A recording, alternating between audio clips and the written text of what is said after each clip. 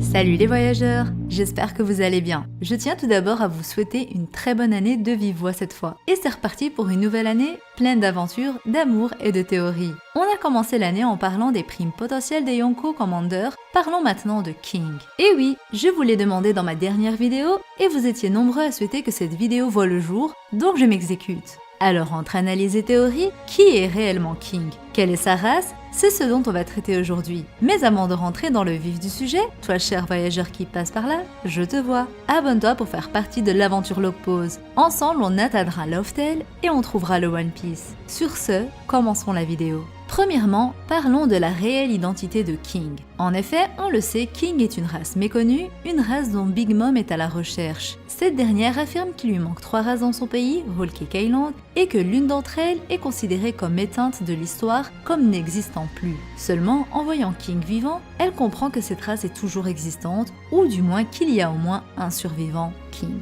C'est donc pour cette raison qu'elle a tenté de le recruter afin qu'il rejoigne son équipage, mais ce dernier a refusé. Avant de pouvoir théoriser sur sa race en particulier, il faut théoriser sur les races manquantes sur Whole Cake Island. Effectivement, si on sait que Big Mom n'a pas pu obtenir de géants dans sa grande famille à cause de Lola et du fait qu'elle ait refusé de se marier au prince d'Elbaf, Loki, on connaît donc une des 3 races manquantes de Whole Cake Island, mais qu'en est-il des 2 autres? J'ai essayé d'analyser un peu les épisodes de Whole Cake Island afin de voir si on avait des détails qui auraient pu nous mener à une réponse, et autant vous dire que c'est compliqué de différencier les races car il y a des humains avec des physiques atypiques ou encore des personnages portant des habits portant à confusion. Tout de même, selon moi, une des autres races manquantes serait une race des Célestes, comme la race des Chandia ou encore celle des Bilkans. Je dirais que l'une des races manquantes serait plus la race des Chandia qui sont très dévoués à leur culte et restent donc en communauté en théorie. Maintenant, je ne pense pas pour autant que King fasse partie de cette race. Pour moi, King est une race qui n'a jamais été évoquée. Le physique de King avec ses ailes imposantes confirme bien sa différence avec les Chandia, les Bilkans ou encore les Skypians. De plus, Big Mom a sûrement entendu parler de Yeux Rouge qui a combattu Snack et qui a des origines célestes. De ce fait, ce n'est pas à cette race qu'elle faisait référence en parlant à King de la race éteinte de l'histoire. Ainsi, personnellement, je partirais plutôt sur l'idée d'une nouvelle race qui n'a jamais été évoquée dans le manga. Avant d'évoquer la possible race de King, j'aimerais faire le lien entre ce dernier et Tenguyama Hitetsu. Vous l'aurez remarqué, les deux ont des ailes similaires si ce n'est la couleur. Car en effet, si King a les ailes noires, de son côté Tenguyama a les ailes blanches. De ce fait, il est intéressant de se demander si les deux viennent de races totalement opposées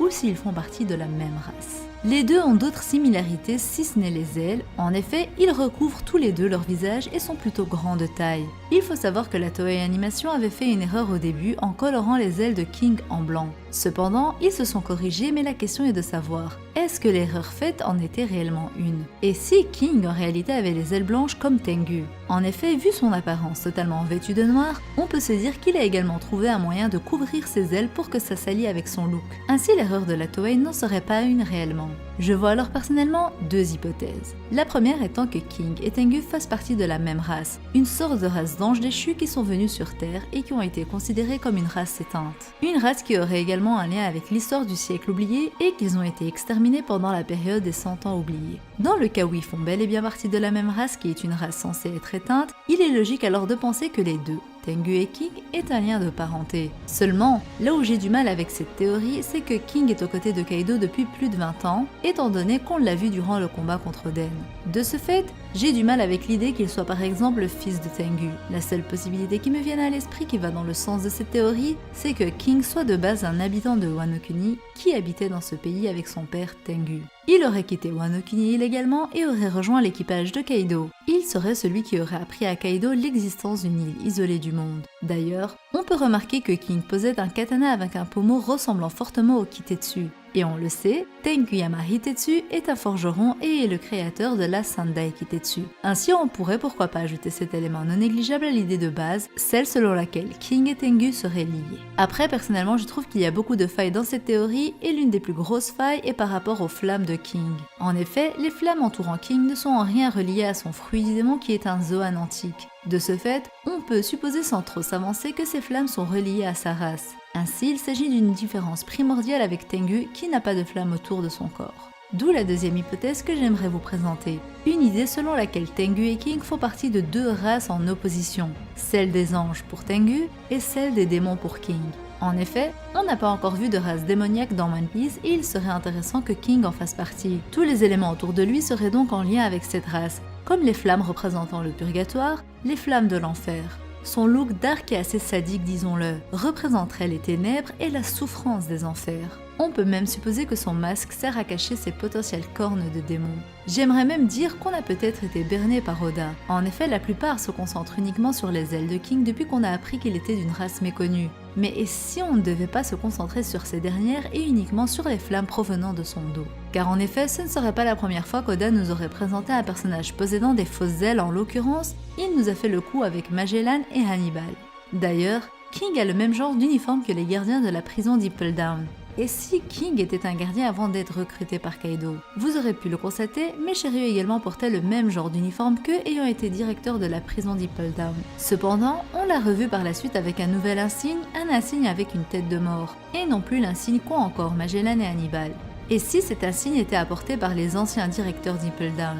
Il s'agit du même insigne que porte King actuellement. Ça nous mènerait donc à penser que King aurait été un ancien directeur de la prison d'Ipple Down il y a plus de 20 ans de cela. J'ai aussi envie de vous présenter une théorie selon laquelle King serait inspiré d'un yokai. En effet, vous le savez, l'arc de Wano Kuni a des personnages grandement inspirés des yokai japonais, Tenguyama inspiré du yokai, le Tengu. Ici, King serait pourquoi pas inspiré d'un yokai qui est à la fois un type de Tengu ressemblant à un oiseau de feu. Sa queue est entièrement faite de feu orange, il a les yeux rouges et un bec orange, et a des pieds assortis avec des serres rouges. Sa crête et ses sourcils sont quant à eux faits de flammes jaunes. On a déjà pu confirmer que sous sa forme Zoan, King a les serres enflammées. Pour le reste, son masque couvre malheureusement son visage et on ne peut donc pas confirmer cette inspiration. Cette petite idée appuierait donc à nouveau le lien entre Tengu et King.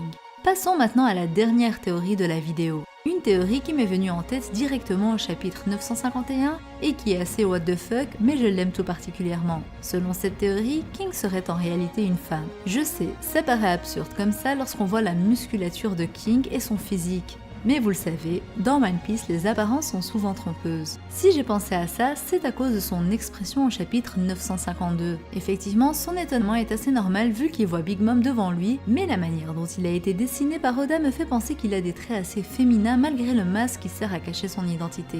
Ce serait intéressant que le second de Kaido soit en réalité une femme, car effectivement, rares sont les femmes parmi l'équipage des 100 bêtes. Je pense que c'est juste une question de force et non pas de discrimination de la part de Kaido. Il faut aussi penser qu'on avait beaucoup théorisé sur le fait que Queen était une femme quand on l'avait aperçue à cause de son physique et surtout de son nom Queen, à savoir la reine.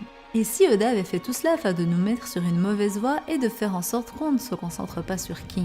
Il est vrai que Queen appelle King Aniki, qui est traduit par grand frère. Mais il faut savoir que c'est un terme fréquent chez les Yakuza qui est utilisé envers les chefs. Il y a également le mot Aneki qui concorde avec Aniki mais qui signifie grande sœur. Mais je pense que c'est volontaire de la part d'Oda de ne pas l'avoir utilisé pour ne pas nous mettre la puce à l'oreille, et surtout il s'agirait d'une acceptation de genre. King, au vu de son physique et de sa manière de s'habiller, se considère potentiellement comme un homme, et donc de ce fait ce serait irrespectueux de le désigner comme une femme. Ce ne serait pas une théorie à mettre de côté. Pour ceux qui disent que ce n'est pas le genre d'Oda ou autre, je vous signale qu'on a eu le coup avec Okiku qui est un homme de base et qui se sent femme et qui s'habille ainsi, comme on a le cas avec Yamato. De ce fait, je ne pense pas non plus que cette idée soit impossible. On pourrait même supposer que si King porte un masque et se camoufle, ce ne serait pas pour cacher certaines caractéristiques en lien avec sa race, mais bel et bien pour cacher son genre, cacher qu'il est une femme biologiquement. Voilà, c'est sur ces mots que s'achève cette vidéo, qui j'espère vous aura plu. En tout cas, King a suscité beaucoup de réactions et a donné naissance à beaucoup de théories. Comme d'habitude, j'ai hâte d'avoir votre avis dans les commentaires. Dites-moi quelle est la théorie de la vidéo que vous avez le plus appréciée et surtout quelle est votre théorie sur King.